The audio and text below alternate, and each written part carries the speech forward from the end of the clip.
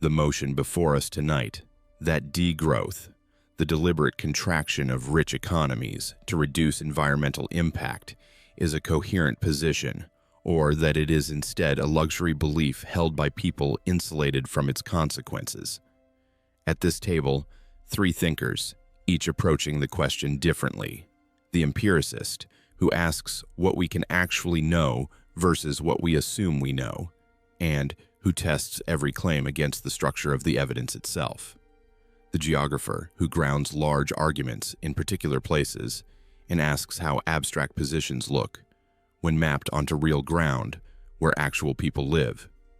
And the essayist, who watches what millions of people are doing rather than what they say they believe, and finds the pattern in the behavior. What is at stake is not merely environmental policy. We are speaking from inside 2026. A civilization that has lived through the 2008 financial crisis, watched COVID expose the brittleness of just-in-time systems, and is now navigating the simultaneous pressures of climate disruption, energy transition, and the fraying of the post-war settlement that tied rising productivity to rising wages. The degrowth position arrives at precisely the moment when growth itself has begun to decouple from widely shared prosperity in much of the developed world. Whether that makes degrowth more honest or more evasive is the question we are here to examine. Empiricist, you open. What can we know? What we are being asked to accept is this: that deliberately shrinking an economy will produce better outcomes than growing it more intelligently. That is an empirical claim. It should be treated as one. Begin with what we know. Since 1820, global GDP per capita has increased roughly 11-fold. In that same period, the proportion of humanity living in extreme poverty has fallen from approximately 90% to under 10%. Life expectancy has more than doubled. Child mortality has collapsed. These are not correlations. They are the same process observed at different scales. Growth is not merely associated with poverty reduction. It is the mechanism through which resources become available to address it. The degrowth position makes two moves. First, it decouples environmental sustainability from economic activity, as though one can have less of the latter while maintaining the former's benefits. Second, it assumes that redistribution can substitute for production, that we need only share the pie differently, not make it larger. Both moves fail the evidence test. Take energy transitions. Germany spent 500 billion euros on Energiewende between 2000 and 2025. Its per capita emissions fell by roughly 30%, but so did those of the United States, which spent far less but had the growth capital to deploy fracking, which displaced coal with gas. The fastest decarbonization in history was France in the 1970s and 1980s. A 15-year nuclear build enabled by economic expansion. A contracting economy does not generate the investment flows that infrastructure on that scale requires. Capital formation precedes transformation. When the tax base shrinks, so does the state's capacity to direct it. On redistribution, every major expansion of social provision in the 20th century occurred during periods of economic expansion. Britain's NHS was founded in 1948 at the beginning of the post-war boom. The Nordic model was built in the 1960s and 1970s, when growth rates exceeded 4% annually. When growth stalls, the political coalition for redistribution fractures. We know this because we have watched it happen repeatedly since 2008. The falsifiable claim is this: name a society that deliberately contracted its economy and maintained, let alone expanded, the social infrastructure that degrowth advocates claim to value. Not a society that stagnated due to external shock or internal failure. One that chose contraction and made it work. The absence of such cases is not incidental. It is diagnostic. Degrowth is what you advocate when you do not believe you will be required to live under it. The empiricist presents a ledger that is neatly balanced, but he has only shown us one side of the page. The story of growth is always a story of geography. It is about where value accumulates and where the costs are paid. The prosperity of one postcode has always depended on the despoiling of another. We speak of growth as an abstraction, a percentage point, but it is a physical process. It requires energy, water, and materials extracted from a specific place and waste deposited in another. The argument that growth has reduced poverty is true, but it is a partial truth. It fails to account for the places where our mode of growth has systematically dismantled the conditions for life. Let us name one person whose life is recorded on the other side of that ledger. Imagine a fisherman, call him Rustam, on the Aral Sea coast of what is now southern Kazakhstan. For him, the last 50 years of global growth have not looked like a rising line on a chart. They have looked like a harbor with no water in it. The Aral Sea, once the fourth largest lake on Earth, is now largely a salt flat. The fishing industry that sustained his community collapsed entirely by the 1980s. This is not a metaphor. It is the material basis of his existence, disappeared. The cotton monocultures upstream, engineered to generate hard currency for a centralized economy, diverted every tributary that fed the sea. His children have likely migrated, not in search of opportunity, but in flight from a local ecology broken by a distant calculus of productivity. His reality is degrowth. It is not a choice made in a seminar room. It is a condition imposed from 10,000 kilometers away. The empiricist asks for an example of a country that chose degrowth and made it work. This is the wrong question. Geography asks for an accounting of the places that have had degrowth forced upon them violently as a direct consequence of our growth. Their experience is also part of the evidence. We simply decline to enter it into the record. Both the empiricist and the geographer treat the economy as something a society can steer from above, whether through smarter policy or honest accounting of extraction. They differ on the direction but share the premise that the relevant decision is collective and deliberate. That premise leaves out the pattern already visible in household behavior across rich countries. Since the mid-1990s, the share of adults in their 30s who have never married has risen sharply in every major OECD economy. In the United States, it moved from roughly 1 in 5 to around 1 in 4 among those approaching 40. In Germany and Italy, the increase has been steeper still. These are not the cohorts postponing family formation for a few years. They are cohorts whose lifetime fertility is settling well below replacement.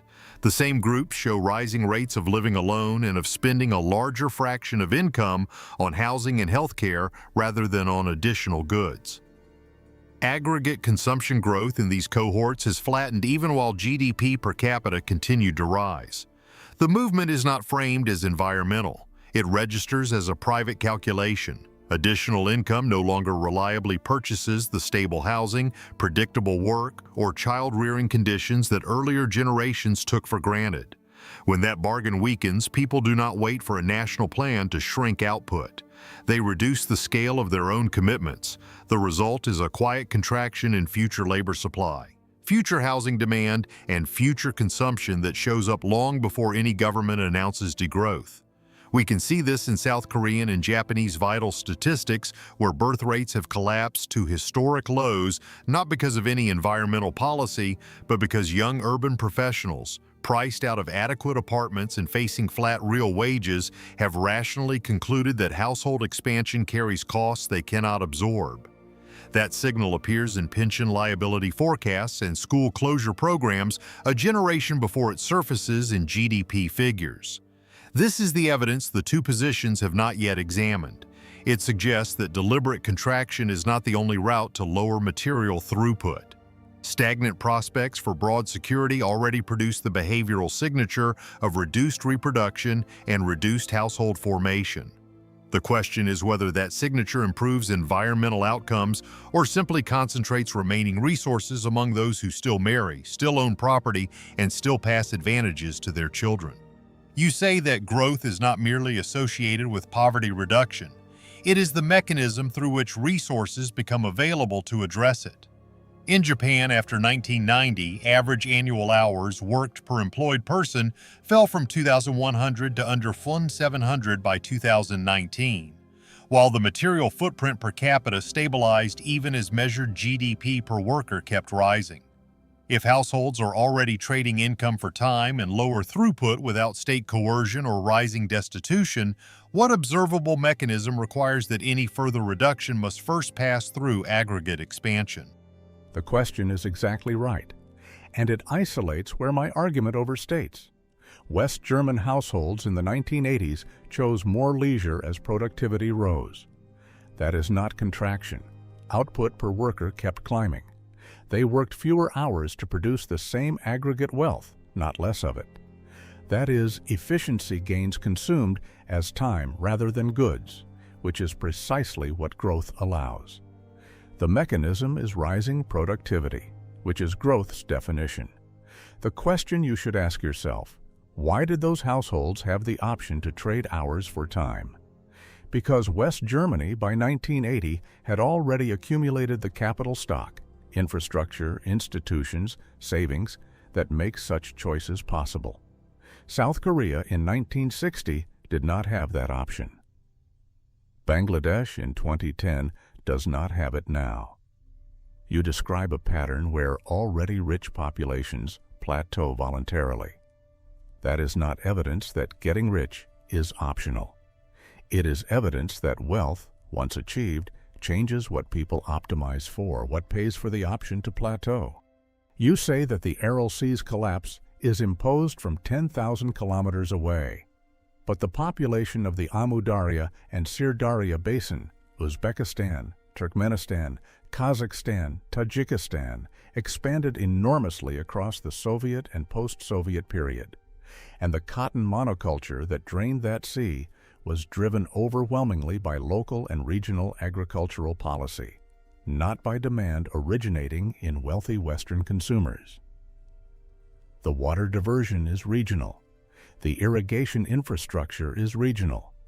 The political economy of that catastrophe is regional.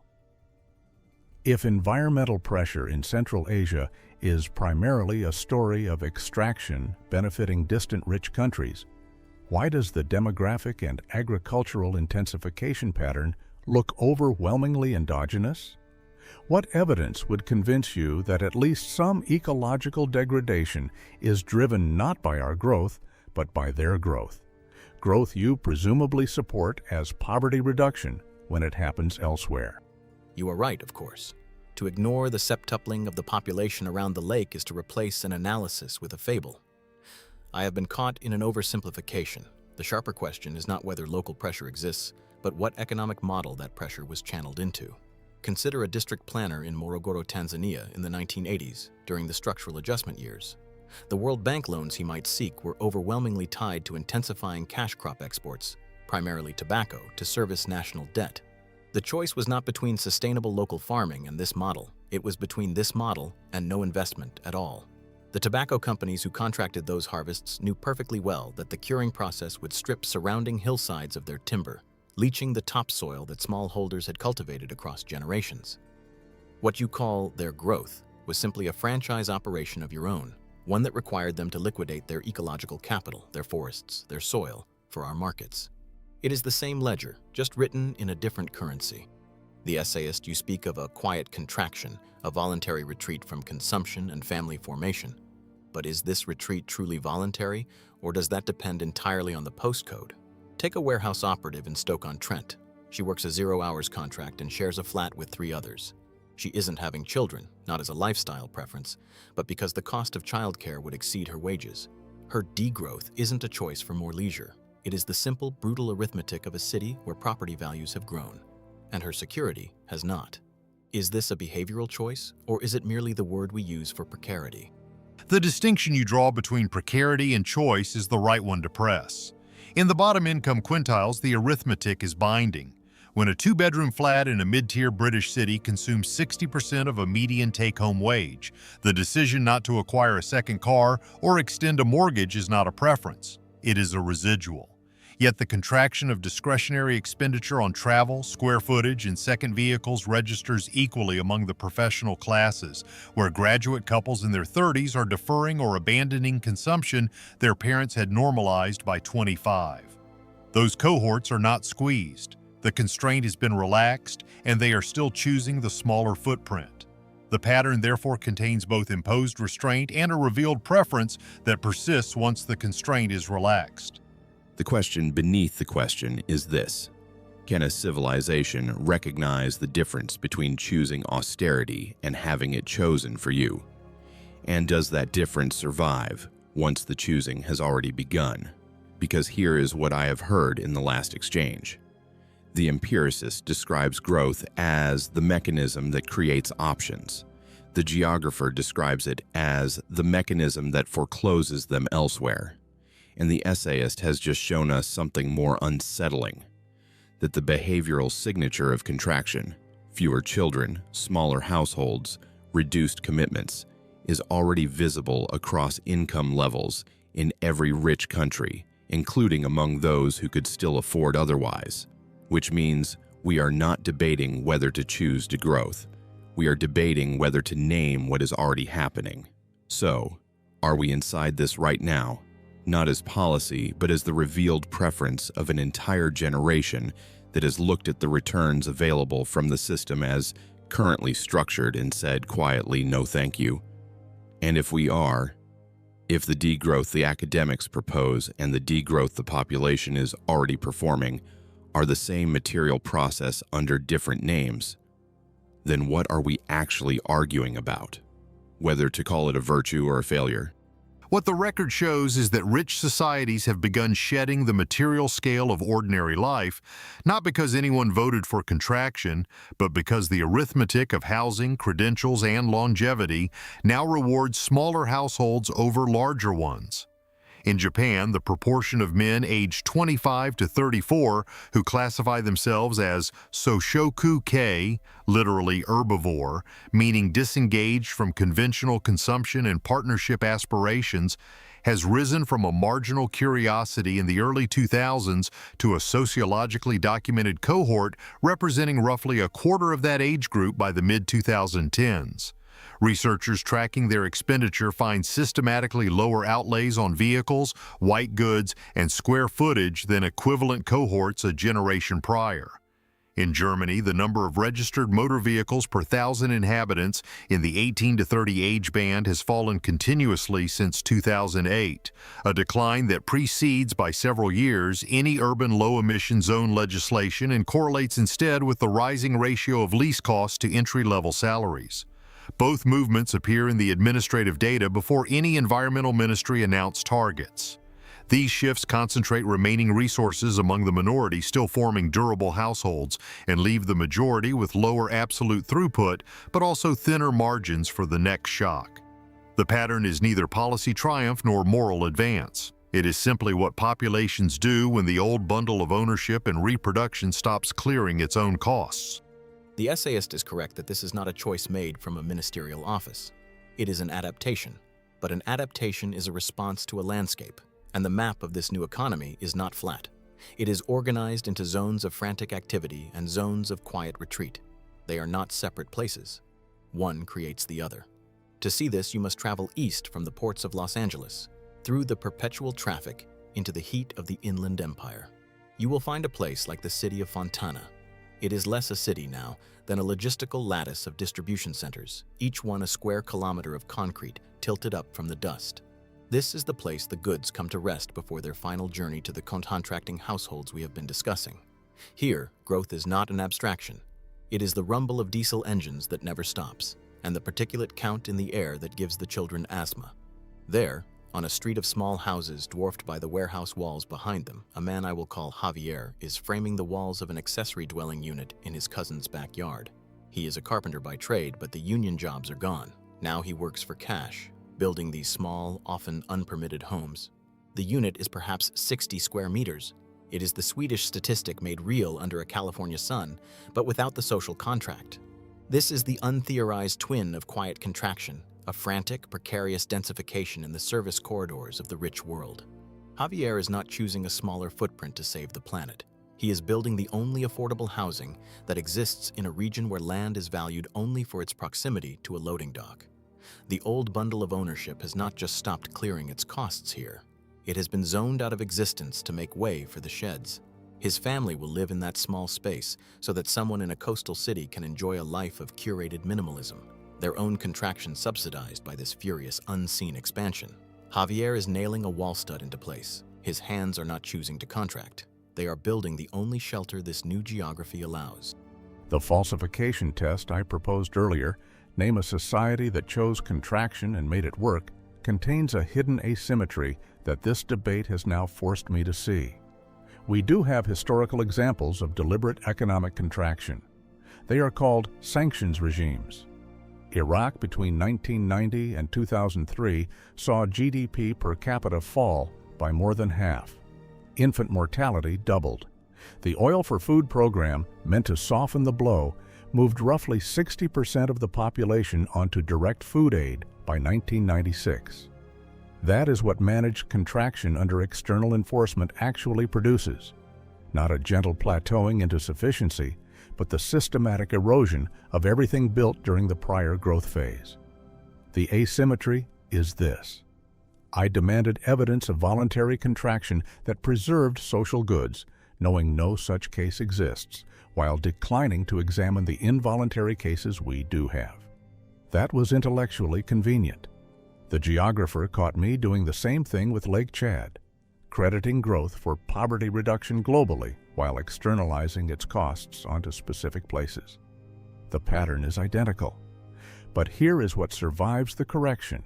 Every known episode of economic contraction, whether imposed by sanctions, by resource depletion, or by state planning failures in command economies, shows the same sequence. The residual surplus that funds everything we call civilization disappears first, and disappears faster than the material throughput that caused the environmental harm. The ratio moves in the wrong direction. Cuba, after 1991, cut its emissions by nearly 40% in 4 years.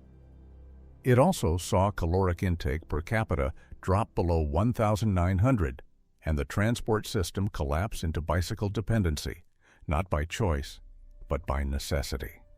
The degrowth wager is that this time the sequence can be reversed, that we can contract the material base while preserving the institutional surplus. The difficulty is not philosophical, it is thermodynamic. Surplus is what you have left after metabolism. Contraction, by definition, reduces what is left.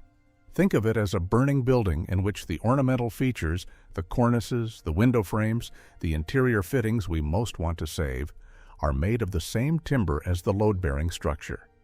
You cannot selectively preserve the decorative elements while removing the beams beneath them because they are not decorative. They are structural. The institutional goods that degrowth wishes to protect, healthcare, education, the capacity to absorb environmental shocks, are not sitting on top of the productive system like furniture on a floor. They are woven through it, load-bearing at every point. Nothing in the historical record suggests you can take the residual first and leave the throughput untouched. Every attempt to do so has discovered that the surplus was never separable from the system that produced it, which is why the question is not whether degrowth can work in principle, but whether any society can see the dependency clearly enough to choose contraction while it still has the option to choose otherwise.